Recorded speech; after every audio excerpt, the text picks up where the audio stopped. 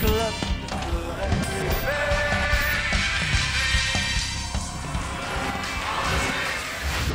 Promotie is een feit. VVV speelt volgend seizoen in de eredivisie. Maar de Venlonaren willen meer. Morgen doet VVV een nieuwe poging om ook de schaal te pakken.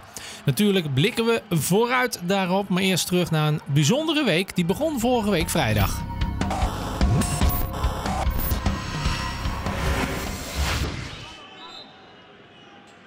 VVV moest winnen van RKC om promotie nu al veilig te stellen. Ervan uitgaande dat Cambuur wel zou winnen van Telstar.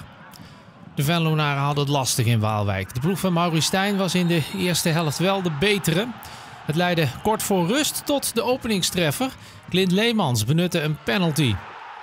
Na de pauze ging het lang minder soepel. Ook RKC kreeg een strafschop. Voskamp scoorde daaruit de gelijkmaker. VVV verloor bovendien de geblesseerde Torino Hunte na een onfortuinlijke botsing met RKC-doelman Williams. Dan, vlak voor tijd, een directe vrije trap, genomen door Clint Leemans. En de winnende goal en promotie. Door de overwinning was VVV niet meer in te halen door de concurrentie en was promotie een feit. Het feestje werd echter bescheiden gevierd, omdat de Venlonaren 3 dagen later ook kampioen konden worden. Daarvoor moesten ze thuis tegen FCM met 2 punten meer halen dan Jong Ajax. De Amsterdammers gingen op bezoek bij Jong PSV en kwamen na een 0-1 voorsprong al snel op achterstand. Een kampioenschap was dus heel dichtbij, maar er moest er wel gescoord worden. VVV was de hele wedstrijd de bovenliggende partij. In de eerste helft waren de grootste kansen voor verdedigers Gerald Promes en Niels Reuzeler. Ze werden gevaarlijk bij dode spelmomenten, maar wisten het net niet te vinden. De grootste kans kreeg Clint Leemans kort na rust. De held van afgelopen vrijdag mocht een penalty nemen na een overtreding op Vito van Krooij. Leemans vond echter doelman Telgekamp op zijn pad. De keeper redde FC Emmen even later ook toen Danny Post voor hem opdook. En zo bleven de Venlonaren in eigen huis tegen FC Emmen steken op 0-0. En dus nog geen kampioenschap. En daarom was de teleurstelling groot maandag. Gekke week. Hoe kijk jij terug op de afgelopen week? Ja, een hele gekke week. Vrijdag natuurlijk de promotie. Dat was de doelstelling van tevoren.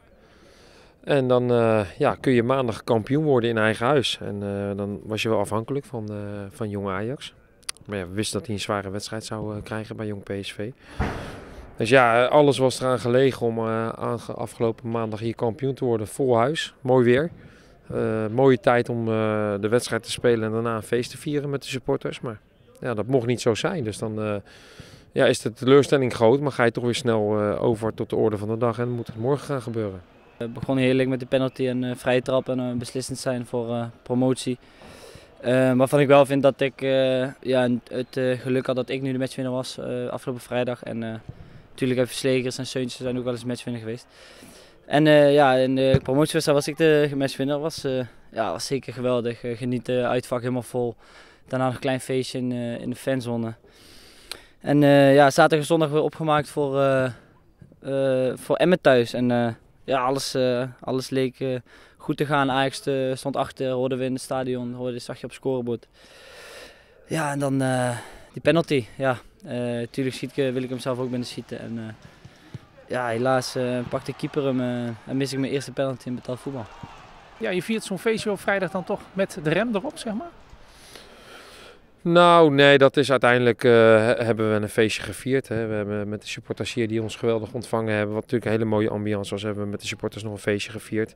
Nou, we hebben daarna gewoon op zaterdagochtend getraind, op zondag getraind. En wij wisten wel dat de wedstrijd tegen Emmen dat een zware wedstrijd zou worden. Ik vond Emmen een hele goede tegenstander.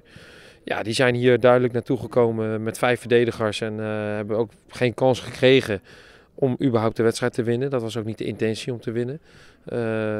Goed, om dan een open wedstrijd te krijgen heb je 2 ploegen nodig. Nou, nogmaals, wij hebben er alles aan gedaan. We hebben er ook naar gewisseld om die wedstrijd te winnen. Ja, de allergrootste kansen gekregen, zelfs een penalty gemist. Ja, dan kun je die jongens niks verwijten en dan moet je de knop omzetten en weer naar vrijdag werken. Maar hoe vaak heeft die penalty nog door je hoofd gespookt afgelopen week? Ja, echt heel vaak.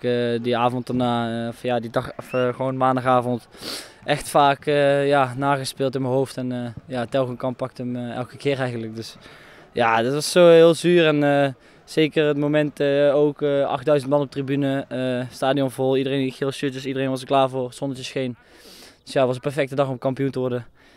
En ja, die penalty, ja, ik denk dat ik vrijdag meer druk voelde uit bij RKC dan de afgelopen maandag. Maar ja, als je dan penalty mist is sowieso zuur. Maar ik denk dat ik ben er goed opgevangen door de spelers en de trainers en zo. De trainer heeft gezegd vervolgens dat ik de volgende weer gewoon erin moet komen. Dus ja, dat geeft wel vertrouwen ook van de trainer dat ik gewoon weer op bovenaan het lijstje sta. En ja, dat ik had 19 uit 19 en nu 19 uit 20. Omdat de enige overgebleven concurrent voor het kampioenschap Jong Ajax onderuit ging bij Jong PSV, heeft VVV nu 9 punten voorsprong op de Amsterdammers. Stijn en zijn mannen hebben dus nog 1 punt nodig voor het kampioenschap. Is het grootste feestje niet al gevierd? Hoe belangrijk is de schaal nog? Nou, die is wel belangrijk, omdat dat is de slagroom op de taart. Alleen dit was het allerbelangrijkste. De doelstelling was eredivisie halen. Hoe maakt er niet uit? Nou, dat heb je heel snel bereikt. Hè. 4 wedstrijden voor het einde heb je dat al bereikt. Nou, dan wil je meer, omdat je het hele jaar bovenaan hebt gestaan. Ruim bovenaan hebt gestaan. Je staat nog steeds ruim bovenaan. En, dus ja, dan wil je ook die schaal hebben. En daar is ons alles aan gelegen. Maar de euforie van vrijdag die was misschien wel het grootste. Die komt niet meer. Nee, dat was heel mooi. En alleen met het binnenhalen van het kampioenschap ga je die festiviteiten nog eens overdoen. Met een rondrit door de stad, met een huldiging op het bordes. Dus dat is wat we ook heel graag willen. Doelstelling nummer 1 was promoveren. Of het nou via de nacompetitie was of als kampioenschap. En ja, dat het dan zo vroeg gebeurt. 5 wedstrijden voor het einde ben je gepromoveerd. En ja, dan was het feestje natuurlijk enorm. Maar we hebben uitgesproken dat we kampioen willen worden. Dus ik denk als we kampioen zijn dat het feestje wel groter mag zijn als promotie. Morgen dus wat dat betreft een nieuwe ronde, een nieuwe kansen op bezoek bij FC Eindhoven. Dat nog strijdt voor de play-offs. Ja, goede ploeg. Die denk ik echt wel de play-offs gaat halen. Aantal individueel hele goede spelers. Dus ik denk dat als die de play-offs dadelijk halen, dat die ook wel een goede favoriet zijn om ver te komen. En dat was net als Emmen van de week. Gewoon ploegen die de laatste kans aangrijpen om bij die play-offs te komen. Dus ja, dat zal wederom een taaie tegenstander worden. Zeker uit. Dus ja, wij zullen alle zeilen bij moeten zetten morgen die wedstrijd. Om in ieder geval een punt te pakken. In het rijtje RKC Emmen weer geen makkelijke tegenstander. Nee, maar ja, dat is de Jupiler League. Hè. Je kan van ieder team winnen, je kan van ieder team verliezen. Dus er zijn geen makkelijke tegenstanders. Maar ja, we moeten gewoon met z'n allen strijden, zoals tegen Emmen denk ik. Want ik denk dat we tegen Emmen misschien niet heel goed gevoetbald hebben, maar we hebben wel echt gevochten als leeuwen denk ik. Vooral de eerste helft, ik denk dat de tweede helft een beetje op was, dat we een beetje vermoeid waren. Maar ik denk als we morgenavond met diezelfde instelling het veld in gaan, dan komen die kansen weer, net zoals tegen Emmen denk ik. En dan zullen we ze wel verzilveren. Stijn beschikt over een nagenoeg fitte selectie. Niels Reusler heeft wel last van zijn bovenbeen en trainde niet mee vandaag. Torino Hunte was na zijn botsing van vrijdag er niet bij tegen Emmen. Maar morgen kan hij weer gewoon spelen volgens Stijn. Ook Roel Jansen is weer volledig fit. Hij miste door een blessure deels de promotiewedstrijd tegen RKC.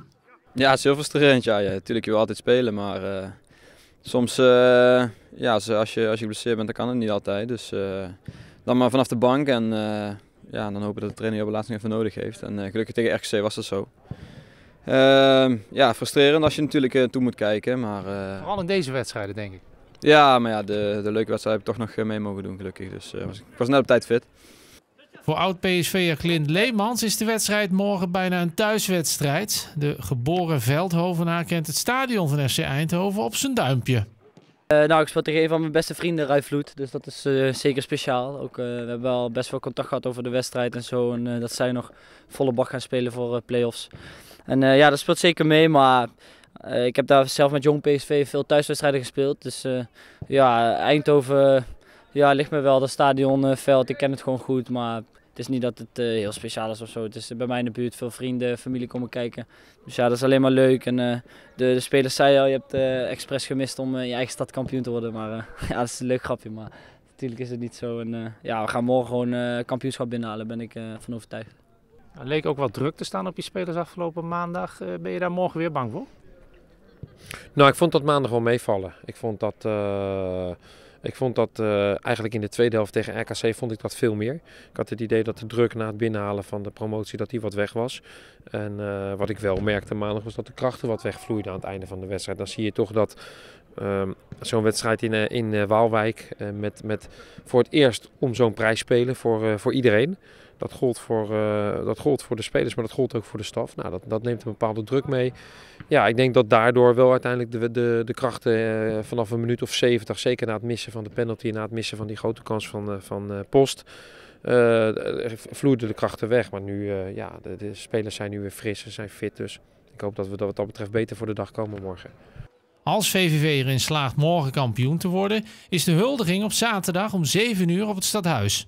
Een uur eerder vertrekken spelers en staf met het Juxmobiel bij stadion De Koel. De huldiging is ook op schermen te volgen op de Oude Markt. VVV wordt in Eindhoven gesteund door zeker 473 supporters. De club kreeg geen extra kaarten, daarom is de wedstrijd ook te volgen in de indoor fanzone bij De Koel. Deze is vanaf 5 uur geopend. Ja, jij weet hoe dat er hier aan toe gaat in Venlo als Venlonaar, denk ik. Zo'n feestje met inclusief Juxmobiel. Je hebt het vaker van dichtbij meegemaakt, of niet? Ja, toen nog als speler hier van de jeugd stond ik zelf in de stad ze aan te moedigen. Dus ja, ik weet ongeveer wel een beetje hoe het gaat. Maar ik heb nog nooit van de andere kant bekeken, dus hopelijk zaterdag. Hier hangen foto's van een paar jaar terug van High Bear. Dat een paar foto's met Calabro zag ik langskomen en Frank Verkouwen. Dus ja, ik weet wel dat het voor Juxmobiel is, ja, maar ik ben heel nieuwsgierig als je erop staat hoe het dan is. En met alle fans en langs de weg. En ja, dat lijkt me echt genieten. En ik hoop dat morgen en zaterdag maar eens voor de dag kunnen halen, dat Juxmobiel. Anders is er nog een herkansing en nog een herkansing, maar... Maar we gaan morgen gewoon het kampioenschap pakken. Daar ben ik van overtuigd.